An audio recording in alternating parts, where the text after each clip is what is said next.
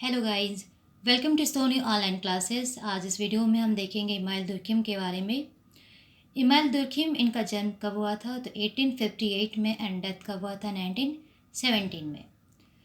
फ्रांसीसी ये विद्यार्थी थे इमाइल दुर्खिम। आधुनिक सामाजिक विज्ञान के संस्थापकों में इन्हें माना जाता है। ये सोशियोलॉजिस्ट थे ये। एंड इनके जो भी थ्योरीज दिए हुए थे वो एंथ्रोपोलॉजी, सोशियोलॉजी एंड साइकोलॉजी पर काफ़ी इम्पैक्ट पड़ा था।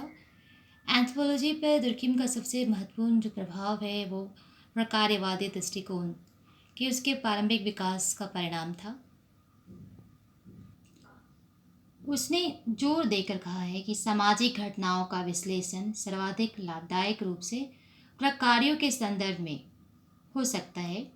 इसके पीछे रीज़न क्या है? तो रीज़न ये है कि ये पूरी सामाजिक व्यवस्था को बनाए रखने में हेल्प करता है। 1887 की बात करें तो इस टाइम में जब दुर्खिम वॉर्डवर्क्स यूनिवर्सिटी में वो सामाजिक सामाजिक विज्ञान के वो लेक्चरर के रूप में नियुक्त हुए थे। और तब तक फ्रांस में सोशियोलॉजी का कोई भी लोग ऐसे नहीं थे कि सोशियोलॉजी क्या है, समाज शास्त्र है, कोई नहीं जानता था। उसके अनेक समकालीनों के लिए समाज शास्त्र यानी सोशियोलॉजी खतरनाक परिवर्तनों के रूप में सामने आया था। दुर्खिम को 1902 में पेरिस यूनिवर्सिटी बुलाकर उन्हें नीति शास्त्र और शिक्षा दर्शन विभाग का अध्यक्ष बनाया गया था, क्योंकि फ्रांस के इस राजधानी में समाज शास्त्र का अस्तित्व ही नहीं था। कोई नहीं जानता था कि ये समाज शास्त्र सोशियोलॉजी होता क्या है। फ्रांस में 1958 ईस्वी तक मानव शास्त्र, विशेषकर सामाजिक मानव शास्त्र यानी सोशियो एंथ्रोपोलॉजी किसी भी यूनिवर्सिटी के किसी भी पाठ्यक्रम में यानी सिलेबस में ये नहीं था। तब कॉलेज डी फ्रांस ने सामाजिक मानवशास्त्र का एक विभाग बनाने का डिसाइड किया, जिसका उद्घाटन 5 जनवरी 1960 को किया गया था प्रोफेसर लेवी स्ट्रॉस के थ्रू। इससे पहले Levy Bruhl, Marcel Mauss, Henri Herbert ने अनेक फ्रांसीसी उपनिवेशों में निवास करने वाले स्वदेशी निरक्षर लोगों पर चर्चा किए थे। ये विद्वान या तो समाजशास्त्री थे या फिर सामाजिक दार्शनिक थे। साथ ही ये दुर्खिम के स्टूडेंट्स भी थे। दुर्खिम ने बहुत ही ज़्यादा अपना काम किए हैं एंड उनके काम से रिलेटेड बहुत सारे बुक्स वो भी पब्लिश हुए हैं। दुर्खिम का लगभग सारा जो अध्ययन है, स्टडी है, फ्रांसीसी लैंग्वेज में ही लिखा हुआ है और प्रकाशित हुआ है। और जब इनका अनुवाद अंग्रेजी में हुआ तो इन अध्ययनों ने विश्व सामाजिक विज्ञान को बहुत अधिक प्रभावित किया। उन्होंने बहुत सारे बुक्स लिखे, बहुत सारे बुक्स पब्लिश हुए। जैसे इम्पॉर्टेंट बुक क्या क्या है बुक्स है, जैसे फर्स्ट है the division of labour in society 1893 में पब्लिश हुई थी। Next the rules of the sociological method जो कि 1895 में पब्लिश हुई थी। नेक्स्ट है सुसाइड 1897 में। एंड फिर elementary forms of religious life 1912 में। दुर्खिम का थॉट था कि सामाजिक तथ्यों को काम में नहीं लाया जा सकता, क्योंकि यहाँ मनुष्य और सोसाइटी के बीच निरंतर पारस्परिक अंतर संबंध हो सकता है। दुर्खिम के अनुसार मनुष्य समाज का एकमात्र प्रबंधक नहीं है और व्यक्तिवाद का उदय अन्य सामाजिक संस्थाओं के साथ उसके परस्पर प्रभाव के द्वारा ही हुआ है। दुर्खिम ने इन प्रगतियों की अपनी पुस्तक जो इनकी बुक है the division of labour in society जो 1893 में पब्लिश हुई है, इसी में ये बातों को उसमें डिस्कस किए हैं। उन्होंने यह भी कहा है कि कालक्रम की बात करें तो समाज का आकार और उसकी जटिलता बढ़ गई है, इसलिए सभी के लिए सामाजिक कार्य अधिक दिनों तक समान नहीं रहता है और न समान नहीं रह सकते। अगर हम से शब्दों में या अर्थों में कहें तो श्रम विभाजन यानी लेबर जो डिवीज़न है इसका उदय हुआ और सामाजिक कार्यों का विविध मूल्यों व भावनाओं के भी विविधीकरण का एक कारण है, जिसके कारण ये बना। आगे जब इस मेथड का विकास हुआ तो दुर्खिम ने सजेस्ट किया कि यंत्रीय बनावटी एकीकरण अधिक दिनों तक नहीं चल सकता।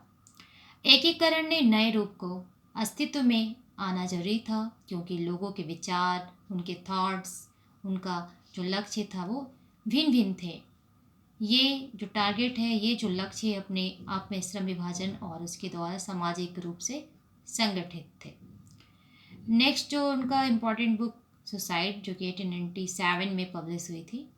इस बुक में दुर्खिम ने आधुनिक समाज का रोगात्मक विश्लेषण प्रस्तुत किया है। इसके अतिरिक्त उसने आत्महत्या की घटना को व्यक्तिगत समाज के बीच अंतर्संबंध के संदर्भ में अत्यंत प्रभावशाली रीति से चित्रित किया। सांख्यिकी की बात करें तो आंकड़ों के आधार पर दुर्खिम ने संकेत किया कि किस प्रकार आत्महत्या की दरों और जैविक या भौतिक स्थिति, जाति, गरीबी, उन्माद, व्यक्तिगत अप्रसन्नता और इसी प्रकार के व्यक्तिगत कारकों के बीच कोई परस्पर संबंध नहीं होता। दुर्खिम ने आत्महत्या के 3 भेद बताए हैं। तो वो क्या है? तो आपका वो परार्थवादी, अध्ययवादी और अस्वाभाविक 3 टाइप्स के सुसाइड्स हो गए। उसने संकेत किया कि आत्महत्या करना भारत में सती प्रथा के समान यंत्रीय एकात्मकता से जुड़ा है।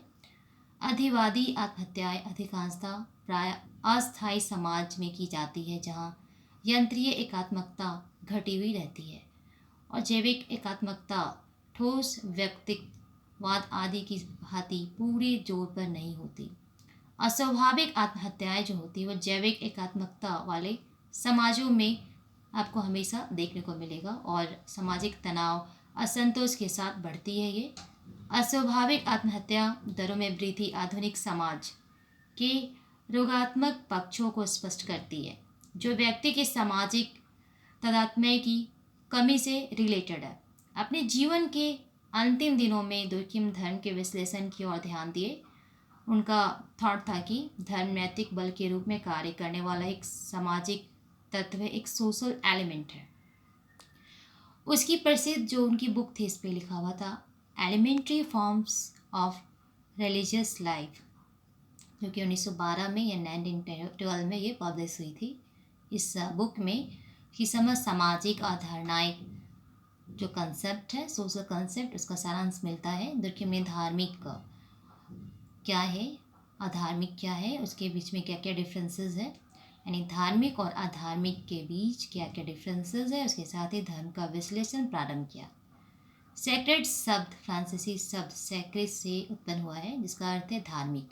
दुर्खिम के अनुसार पवित्र वस्तुओं से संबंधित विश्वासों, अनुष्ठानों की वह एकीकृत व्यवस्था ही धर्म है, जिसका समर्थन करने वाले सभी लोगों को वह एक नैतिक समुदाय में बांध देते हैं। और जातिगत वर्णभेदों की दृष्टि से समाज में धार्मिक क्या है, अधार्मिक क्या है, कौन से काम हम करते हैं वो धार्मिक का एग्जाम्पल हो, एंड कौन सा हमारा काम हमें अधार्मिक की ओर लेकर जाता है, इससे अलग करने के लिए यह एक मौलिक द्विभाजन है। परंतु धार्मिक का जो विस्तार है, विस्तार क्या है, या धार्मिक कहाँ समाप्त होता है और अधार्मिक कहाँ प्रारंभ होता है, तो ये सारा डिस्कशन आपको इसी book elementary forms of religious life में मिलता है। दुर्खिम ने ऑस्ट्रेलियाई समाज से एग्जाम्पल लेते हुए कहा कि ऑस्ट्रेलिया जो वहाँ के सिटीजन्स हैं, उनके द्वारा पूजित कुछ आत्माओं यानी स्पिरिट्स और देवताओं को भी धार्मिक कहा जा सकता है। उसने आगे कहा है कि प्रकृति के किसी भी उद्देश्य या किसी भी अनुष्ठान को धार्मिक कहा जा सकता है।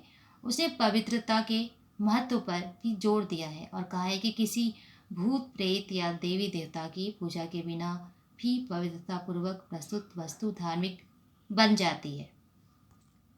व्यक्ति व समाज के प्रति दुर्खिम का क्या दृष्टिकोण रहा है? तो दुर्खिम समाज शास्त्र और मनोविज्ञान के बीच बोझ से मुक्त करना चाहता था, और इसकी प्रवृत्ति ही उन्हें मनोविज्ञान के विरुद्ध विद्रोह की ओर ले गई, जिसके लिए उसके समकालीनों ने उनकी बहुत आलोचना की, उन्हें बहुत क्रिटिसाइज किया। दुर्खिम समाज विज्ञान की उन ठोस उपलब्धियों से समाज शास्त्रियों को परिचित कराना चाहते थे, जो भविष्य में समाज शास्त्र के लिए विवरण जुटा सके, डेटा कलेक्ट कर सके। आगे यह कहा गया कि ये लाभ एक तरफ नहीं थे, विशेष रूप से इतिहास में तुलनात्मक दृष्टि की कमी थी। अतः दुर्खिम का प्राथमिक लक्ष्य दो विज्ञानों को मिलाना और एक के परिदृश्य को दूसरे के प्रलेखन के साथ जोड़ना था। कुछ लोगों ने आलोचना करते हुए कहा कि दुर्खिम ने काफ़ी सीमा तक इतिहास को अलग कर दिया है, परंतु यह सत्य नहीं है। उसकी विशेष जो रुचि थी प्रतीकों व नियमों के निर्धारण में थी, जिसके बिना तथ्यों का महत्व नहीं रह जाता। दुर्खिम का यह ऐतिहासिक तत्व के प्रति उसकी क्रमशः स्वीकृति व अस्वीकृति को स्पष्ट करता है।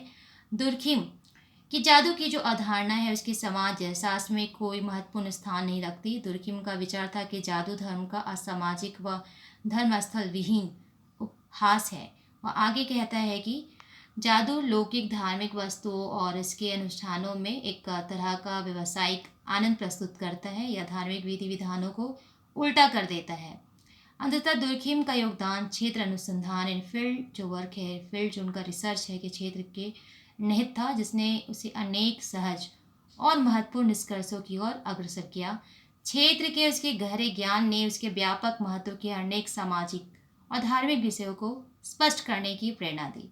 दुर्खिम अपने दृष्टिकोण में पर्याप्त स्वतंत्र था और उसके द्वारा ऑस्ट्रेलिया जो वासी थे, सिटीजन्स थे, उनके प्रतीकवाद का उत्तम विवेचना उसके ज्ञान की गहराई को स्पष्ट करता है। क्षेत्र अनुसंधान उसे सबसे अधिक पसंद था। इस बात से इनकार नहीं किया जा सकता कि वह एक उच्च श्रेणी का विचारक था, परंतु उसकी संकल्पनाओं ने उसे पथ भ्रष्ट कर दिया और उसके कुछ विचार रूढ़िवाद से भी ग्रसित थे। कुछ मिला के हमें यह उत्कृष्ट विद्वान को श्रेय देना चाहिए जो प्रतिपादन काल में फ्रांस में समाज विज्ञान के उद्देश्य के लिए लड़ा। तो गाइज ये इम्पॉर्टेंट एक टॉपिक था, इमाल दुर्खिम के बारे में इम्पॉर्टेंट बुक्स थे ये सारे। तो फिर मिलते हैं नई वीडियो में नई टॉपिक के साथ। जय हिंद।